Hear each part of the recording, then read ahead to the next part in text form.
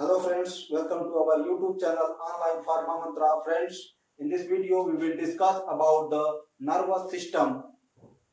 So let us start the video. Firstly, we should know about the accurate definition of nervous system. So nervous system is a very complex system of our body organs which are consist of nerve cells, that is known as neurons, that transmit the signal between the body parts. So we can say it, nervous system body का वह system है जो कि आपकी body के अन्य parts में आपका सिग्नल ट्रांसमिशन का काम करता है, इंपल्स कंडक्शन का काम करता है। वो सब कैसे करता है आज की इस वीडियो में हम लोग उसी पे डिस्कशन करेंगे। तो नर्वस सिस्टम के बेसिक 3 फंक्शन होते हैं, उसके बारे में पहले हम लोग जान लेते हैं। सबसे पहला फंक्शन होता है सेंसरी इनपुट। सेंसरी इनपुट का मतलब आप कह सकते हैं इंफॉर्मेशन गैदरिंग का सिस्टम होता है, इंफॉर्मेशन लेना। और दूसरा आपका इंटीग्रेट करना, इंफॉर्मेशन को इंटीग्रेट करना, मतलब इंफॉर्मेशन का प्रोसेसिंग करवाना, इंफॉर्मेशन की उसको हम किस वे में लेना चाहते हैं। और तीसरा आपका मोटर सिस्टम, मतलब आपका इंफॉर्मेशन को सेंड करना बॉडी पार्ट्स के। तो नर्वस सिस्टम बेसिक रूप से 2 टाइप के नर्वस सिस्टम होते हैं। सबसे पहले सेंट्रल नर्वस सिस्टम, जिसको हम लोग सीएनएस बोलते हैं, और पेरिफेरल नर्वस सिस्टम, जिसको कि आप इंसार्ट पीएनएस बोलते हैं।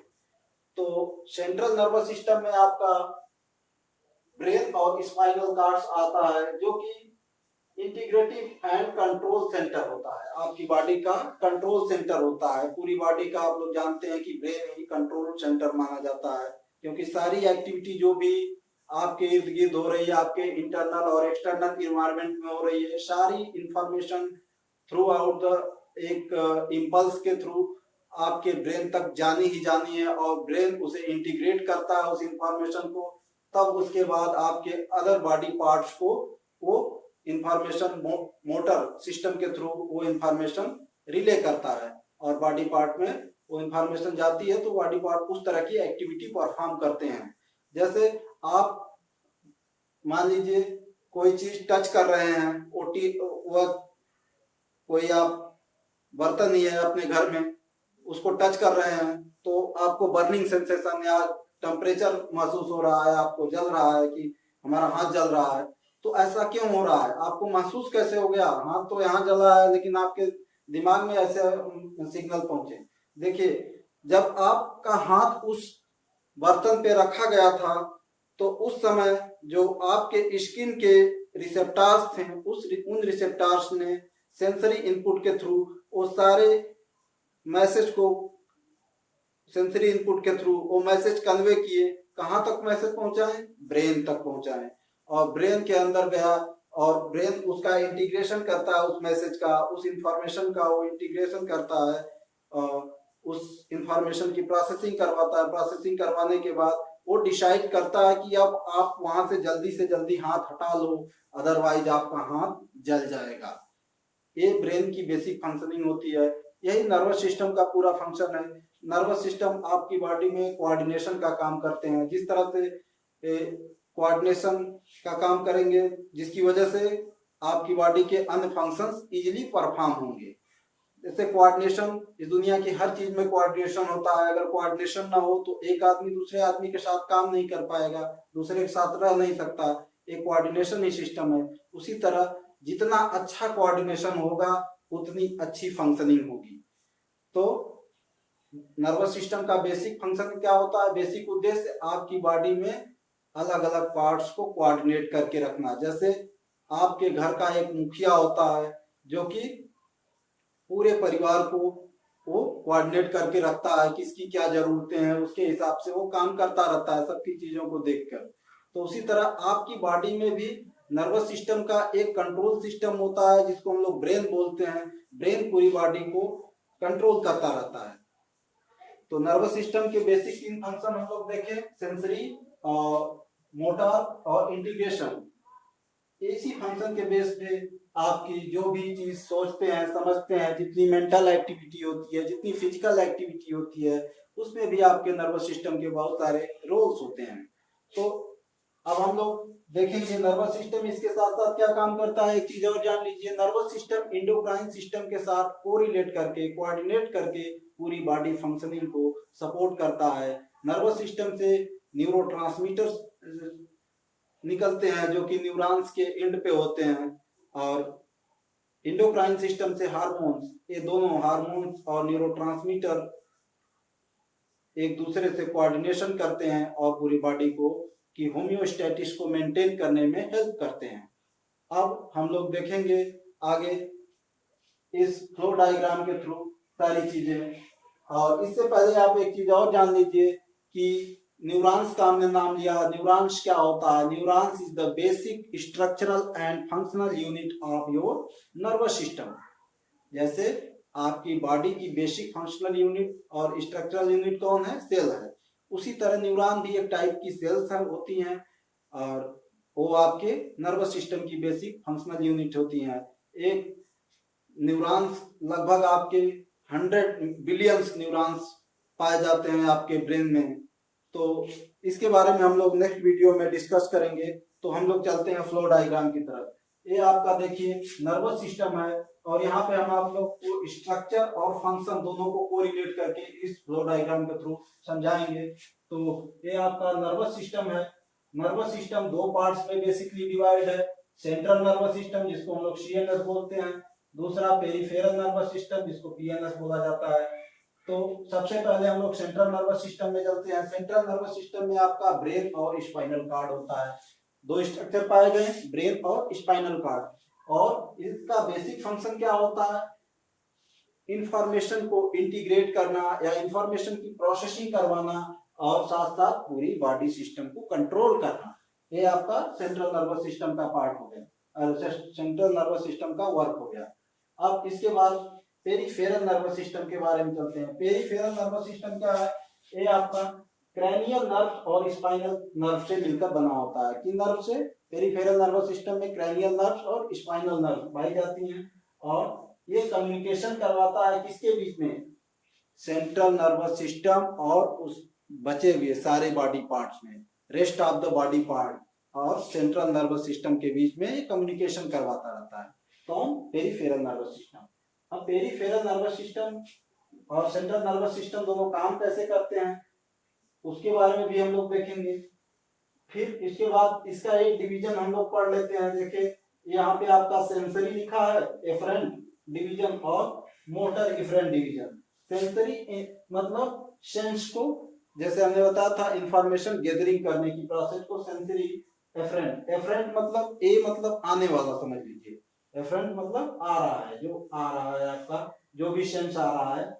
इसमें क्या कौन कौन से स्ट्रक्चर आते हैं? Somatic and visceral sensory nerve fibre.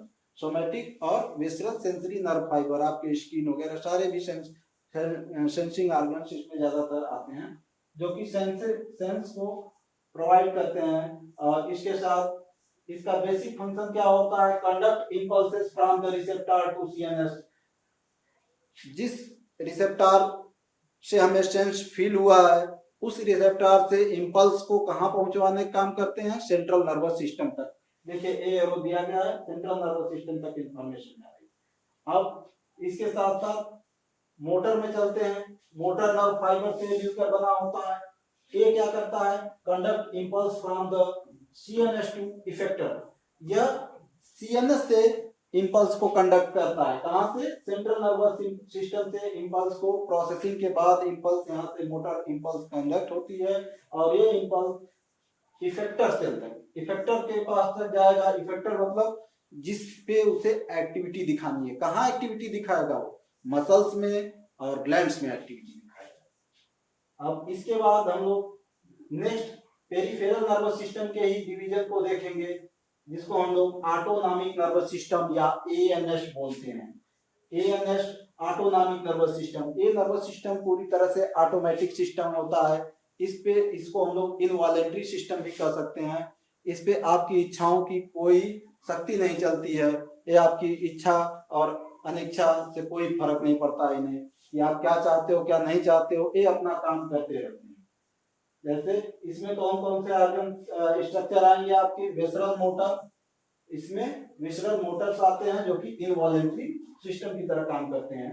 Okay, इसका मेन काम देखिए, conduct impulses from CNS. Impulse को कंडक्ट कहां से करता है, सेंट्रल नर्वस सिस्टम से to cardiac muscle, smooth muscle and glands.